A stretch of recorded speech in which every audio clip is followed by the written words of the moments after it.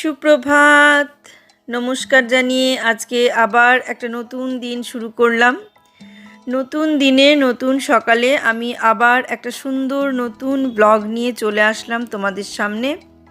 তোমরা দেখো আমি সারাদিন কি করছি। আমার ঘরে বাইরে লাইফস্টাইলে তোমাদের সবাইকে স্বাগত। আশা করছি তোমরা নিশ্চয়ই ভীষণ ভালো আছো, আর আমিও ভীষণ ভালো আছি। প্রতিদিনের মতো সকালে বাইরে যাচ্ছি, কিন্তু শীতের সময় যেভাবে তোমাদের বলতাম যে খুব ভালো লাগছে বাইরেটা, বা বর্ষার সময় যেভাবে বলা যায়, এই গরমে এই তাপপ্রবাহে সেই কথাটা বোধহয় মুখ দিয়ে বেরোচ্ছে না। আর ভালো লাগছে বাইরে বেরোতে, বাইরের প্রকৃতিটা দেখতে, এটা বোধহয় আর এখন আমি বলতে পারছি না। বোধহয় না, সত্যি সত্যিই আমি আর বলতে পারছি না। এটা মানে একবারে রাস্তা ফাঁকা, এত রোদের তাপ। সকাল 8টার সময় দেখো কি অবস্থা রাস্তায়। ঘর থেকে একটু বাইরে বেরিয়েছি, মুখটা পুড়ে যাচ্ছে। শুধু গাছগুলো আছে, ফুলের যে 3টে গাছ আছে বন দিয়ে গেছে, সেই ফুল গাছগুলো দেখার জন্য একটু বাইরে বেরিয়েছি। আর সেই কারণেই তোমাদের মানে একটুখানি ভিডিও করে দেখিয়ে দিলাম। এখন আর ভিডিও আমি রেগুলার করছিও না সকালে, কারণ বাইরে যাচ্ছিও না।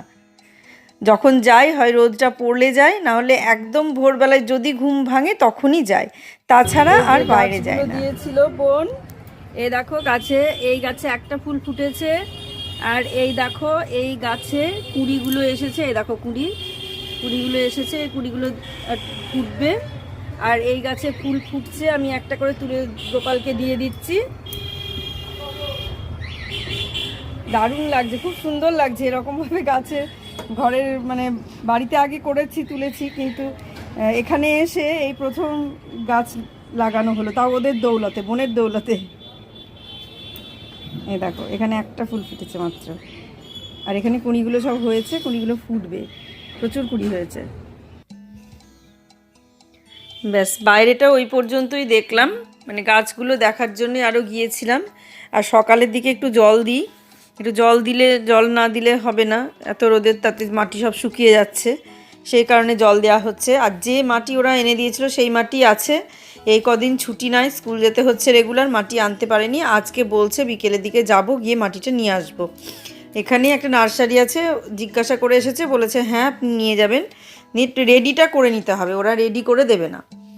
সেই জন্য মাটি আর সার নিয়ে যেতে বলেছে কিনে, সেটা কিনে নিয়ে আসবে একসঙ্গে। মাটিটাকে আবার ছাদে রেখে মাটিটা রেডি করতে হবে বলেছে। যখন ছাদে দেবেন রোদে, একটু জল ছিটিয়ে দেবেন, তারপর মাটিটা ভুরভুরে হয়ে গেলে সেটার সঙ্গে সার মিশিয়ে তবে টবে দিয়ে যে গাছটা আছে সেই গাছটাকে ওর মধ্যে দিয়ে দিতে, এইভাবে বলেছে। কোনো দিন তো এইভাবে টবে গাছ লাগাইনি, আমি সঠিক নিয়মগুলোও জানি না, সিস্টেমগুলো কিভাবে কি করে সেগুলো জানি না, কারণ মাটিতেই গাছ লাগানো দেখেছি আর মাটিতেই গাছ লাগিয়েছি।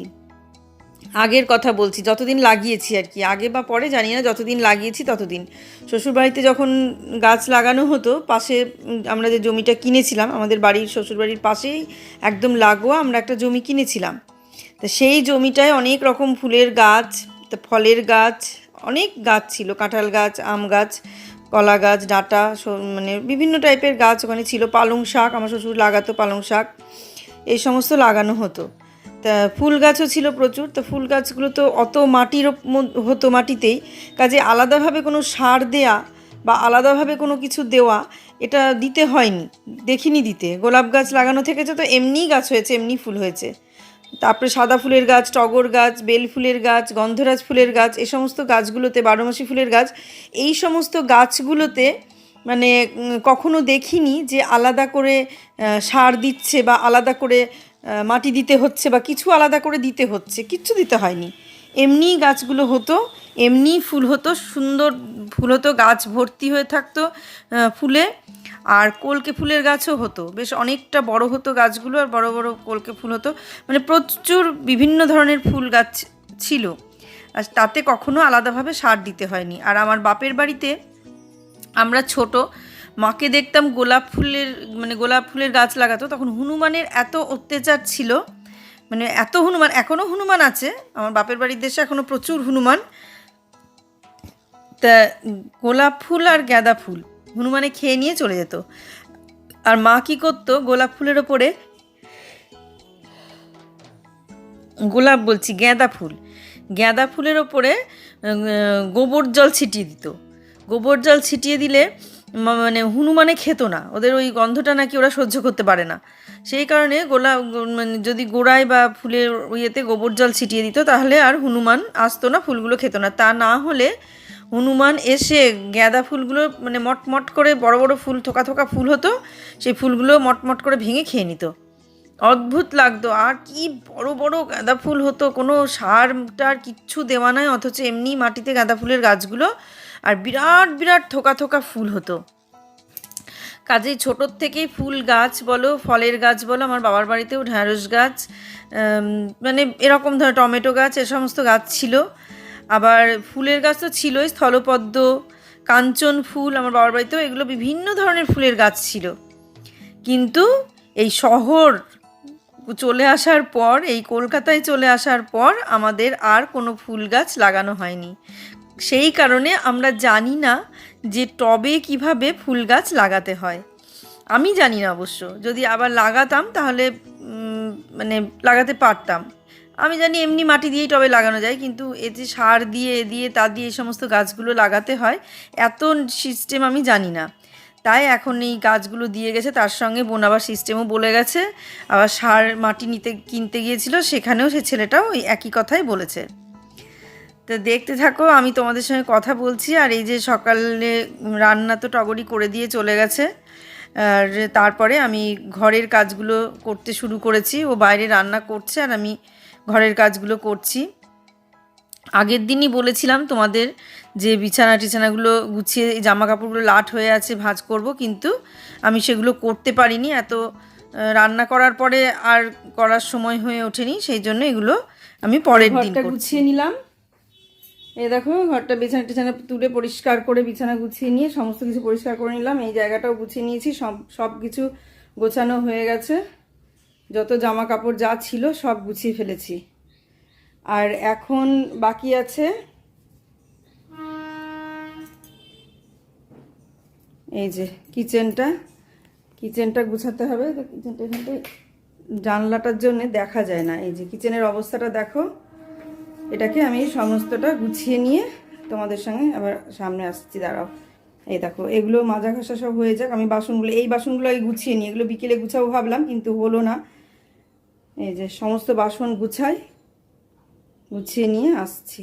আর আজকে আমাদের কি রান্না হয়েছে সেটা তোমাদের সঙ্গে শেয়ার করি। আজকে হয়েছে মাছের ঝোল, এই যে মাছ, ছোট ছোট যে চারা পোনাগুলো। আর এই মিষ্টি কুমড়ো আলুর তরকারিটা আজকের না, এটা কালকের। আর এখানে আছে আলু আর পেঁপের তরকারি, এটা এখন কিছু উল্টোপাল্টা খাওয়া যাচ্ছে না। আর এই যে পটল ভাজা, কিছুই খেতে পারছি না, এমন অবস্থা। আর এই দেখো, এই জায়গাটা সব গুছানোর পরে আবার তোমাদের সঙ্গে শেয়ার করব। আচ্ছা, আর দেখাই, এই জায়গাটা মোটামুটি গোছানোই আছে, এটা দেখানোর কিছু না। আর এই জায়গাটা গুছিয়ে ফেলি। এখানটাও কালকে ভেবেছিলাম গুছাবো, কিন্তু গুছাতে পারিনি, এখন গুছিয়ে ফেলি, দেখতে থাকো।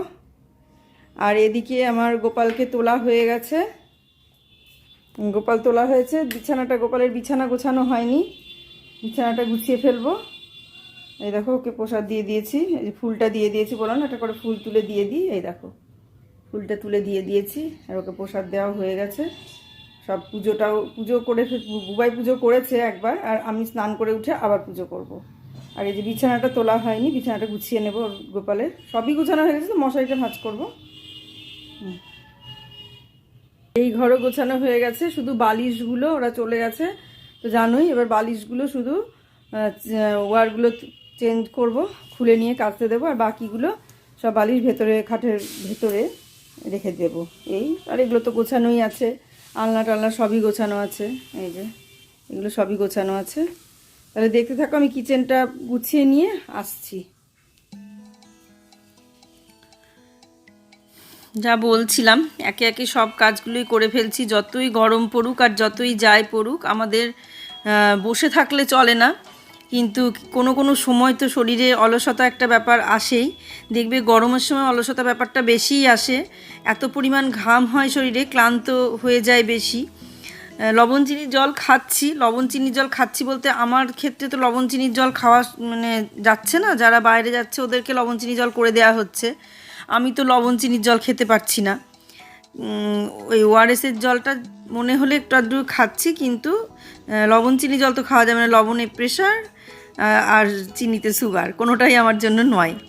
কাজেই আমাকে শুধু জল খেয়েই দিন কাটাতে হচ্ছে, মানে জলেই আমাকে এনার্জি নিয়ে আসতে হচ্ছে। এত পরিমাণ মানে গরম লাগছে, সবারই লাগছে। আর গরমের কথা নতুন করে বলার কিছু নেই। তাই যে বাসন টাসনগুলো গোছানো, কিচেনটা গোছাতেই হবে। আগের দিন বলেছিলাম ওই জায়গাগুলো গুছিয়ে নেব, কিন্তু রান্না করেছিলাম বলে আগের দিন গোছাতে পারিনি। আর বাসনগুলো প্রতিদিনই গোছাতে হয়, কিন্তু প্রতিদিন হয়তো বাসন গোছানোটা তোমাদের সঙ্গে শেয়ার করা হয় না। যেদিন সময় হয় সেদিন শেয়ার করি। একই জিনিস রোজ রোজ দেখাবো সেই কারণে হয় না। তা বাসনগুলো গোছাতে আমার ভীষণ ভালো লাগে। যদি ওখান থেকে তুলে নিয়ে এসে এখানে কেউ দেয় তাহলে গোছাতে অতটা অসুবিধা মনে হয় না, কিন্তু ওইখান থেকে তুলে নিয়ে এসে গোছানো, ওই বারবার নিচু হতে হয়, তুলতে হয়, এই ব্যাপার। কিন্তু আমি বেশিরভাগ ক্ষেত্রে কী করি, গামলাটা থেকে মানে প্রতিদিন যেটা করি, ওই গামলাটাকে ওপরে তুলে নিই। বলি ওর বাবাকে যে গামলাটা ওপরে তুলে দাও, গামলাটা ওগুলো শুদ্ধ ধরে ওপরে তুলে দেয়, ওখান থেকেই গোছায়। তো যেদিন ভিডিও করি সেদিন আর গামলাটা ওপরে তুলি না, বাসনগুলো ওখান থেকে তুলে নিয়ে এসে ওদিকে রেখে আমি গোছাই।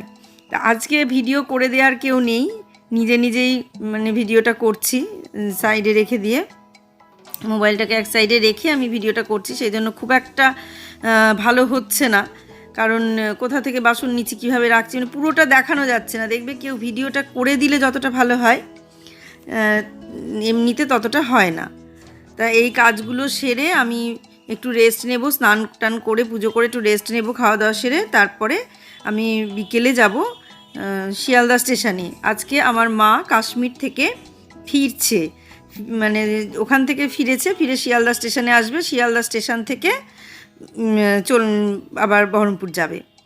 তা শিয়ালদা স্টেশনে নামবে হচ্ছে সন্ধ্যে 6টার সময়। আর আমিও এখান থেকে 5:30 পৌনে 6টায় যে ট্রেন আছে সেই ট্রেনে উঠবো, দিয়ে ওখানে দমদম ইয়েতে কী বলে শিয়ালদা স্টেশনে যাব। ওখানে মা থাকবে, বোন আসবে, ওখানে যাব, দিয়ে মার সঙ্গে দেখা করে চলে আসবো। তা মা আমাদের জন্যে দুটো জিনিস নিয়ে এসেছে, তোমাদের দেখাবো। এই ব্লগে দেখানো হবে না, কারণ এই ব্লগটা তো শেষ হয়ে গেছিলো। এই যে আমি শিয়ালদা স্টেশনে চলে এসেছি, এসে এবার ভেতরে যাব, চলো দেখবো। আজকে আমি ব্লগটা এখানেই শেষ করে দেব, এর বেশি আর মানে করব না, কারণ আর বড় আর করিনি। এরপরে রাত হয়ে গেল, বাড়ি চলে এসেছি, আর কোনো কিছু ব্লগ করতে পারিনি, কারণ আসার পরে আমার আর কোনো ক্ষমতা ছিল না যে আমি আর কিছু করব। সেই জন্য এখানেই আমি শেষ করে দিয়েছি। মাদের সঙ্গে দেখা করে আমি বাড়ি চলে এসেছিলাম। ট্রেন ছিল রাত 11টায় ছাড়বে, ট্রেন 11:30টায়। সেই জন্য মা বললো আর থাকতে হবে না, তোরা চলে যা, আমি ঠিক ট্রেনে উঠে পড়বো। একসঙ্গে দল ছিল তো, প্রচুর মানুষ ছিল আমাদের ওখানকারই, বহরমপুরে প্রচুর একসঙ্গে অনেকে গিয়েছিল, আর আমাদের পাড়ারও ছিল অনেকে। সবাই বললো অসুবিধা নেই, আমরা আছি, তোর মাকে তুলে দেবো। আমরা যে হ্যাঁ সে তো ঠিকই, তোমরা আছো বলেই এতটা রাস্তা গেল, তোমাদের ভরসাতে, তোমাদের সঙ্গেই গেছে, তোমরাই দেখে শুনে নিয়ে এসেছো, এখন এইটুকু রাস্তা, ঠিক অসুবিধা কিছু হবে না। আজকের মতো ব্লগটা আমি এখানেই শেষ করছি। তোমরা সবাই ভালো থেকো, সুস্থ থেকো, সাবধানে থেকো, আর সামনের দিন একটা সুন্দর ব্লগ দেখার অপেক্ষায় থাকো। আমার ব্লগগুলো ভালো লাগলে সাবস্ক্রাইব করে পাশে থেকো, সাপোর্ট করো। আজকের মতো ব্লগটা আমি এখানেই শেষ করব। তোমরা দেখো আমার মা স্টেশনে কি করছে সেটা দেখো। আজকের মতো ব্লগটা এখানেই শেষ করছি, সামনের দিন একটা সুন্দর ব্লগ দেখার অপেক্ষায় থাকো। এই দেখো মা আর আমাদের পাড়ার একজন চলে এসেছে, কি অবস্থা দেখো, ওদের লাগেজগুলো দেখায়, এই দেখো। আর এই যে ওখানে বোনও দাঁড়িয়ে আছে, ওই যে শাড়ি পরে আছে বোন, কোথায় যাবে ওরা, বিয়ে বাড়ি যাবে, ওই জন্য শাড়ি টাড়ি পরে এসেছে। আর ওটা একটা বান্ধবী পাড়ারই। এই যে স্টেশনটা দেখিয়ে দিলাম, জায়গাটা যেখানে বসে আছে সেই জায়গাটা দেখিয়ে দিলাম। আর ওই যে লিমকা নিয়ে এসছে বোন একটা, সেটা আবার খুলছে। এই যে ভিডিও করবো না, খাচ্ছে। আজ আসছি তাহলে।